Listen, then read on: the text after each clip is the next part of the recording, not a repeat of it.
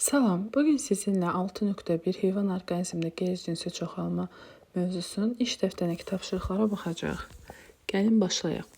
Şəkilləri diqqətlə bax və suallara cavab ver. Şəkildə hansı proses təsvir olunub? Şəkildə fraqmentasiya təsvir olunubdur. Fraqmentasiya nə deməkdir? Qopmuş bədən hissələrindən yeni bir orqanizm yaradır. Bu prosesdə regenerasiya əsaslanır, yəni orqanizmin bərpa olunmasına. Burada A-da sizə hidranı, B-də planarni, yastı qurdu olan ağ planarni, C-də isə dəniz ulusunu göstərmişdi, dərsi tikanlara aid olan.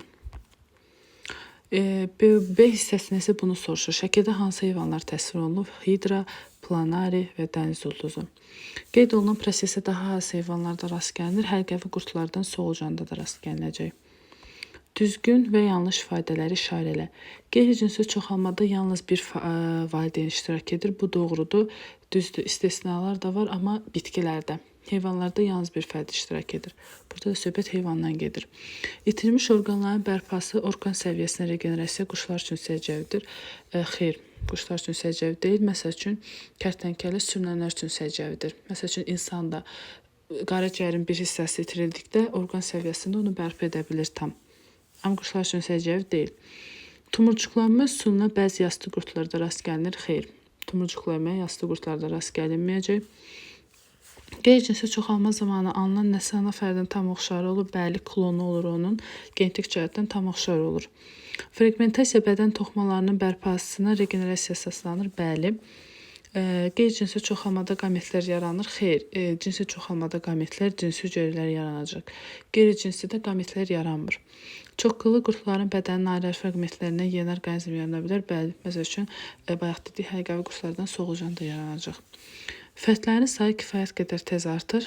Burada söhbət böyük ehtimal ki, qeyri-cinsi çoxalmadan gedir. Bəli, qeyri-cinsi çoxalmada fərdlərin sayı tez artır, sürətli artır. Cümləni tamamla. Orqanizmlərdə iki tip çoxalma, cinsi və qeyri-cinsi çoxalma müşahidə olunur. Qeyri-cinsi çoxalmada yalnız bir valideyn fərd iştirak edir. Bu zaman qamet yaranmır və yaxud da ki, yaza bilərsiniz ki, cinsi hüceyrələr yaranmır. Heyvanlarda qeyri-cinsi çoxalmanın bir neçə növü müşahidə olunur. Fraqmentasiya və tumurcuqlanmanın adını çəkə bilərsiniz. Mərcan poliplərində tumurcuqlanma olacaq. Qeyri-cinsi çoxalmanın başqa bir forması, başqa forma kimi sayda bölünməni göstərə bilərsiniz. Şəkildə hansı proses təsvir edilib?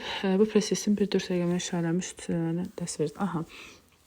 Şəkildə hidranın tumurcuqlanaraq qeyri-cinsi çoxalması göstərilmişdir. Bir də ana orqanizmdə baxın tumurcuğa bənzər şişlik yaranır. Daha sonra bu şişlikdə hüceyrələr mitoz yolla çoxalmağa başlayır.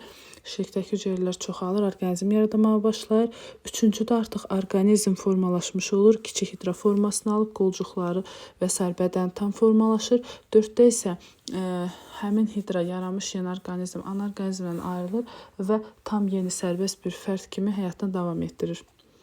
5-ci. Qeyri-cinsi çoxalma müsbət və mənfi xüsusiyyətlərini qeyd et. Burada qeyd etmişəm. Müsbəti ola bilər ki, sürətlidir.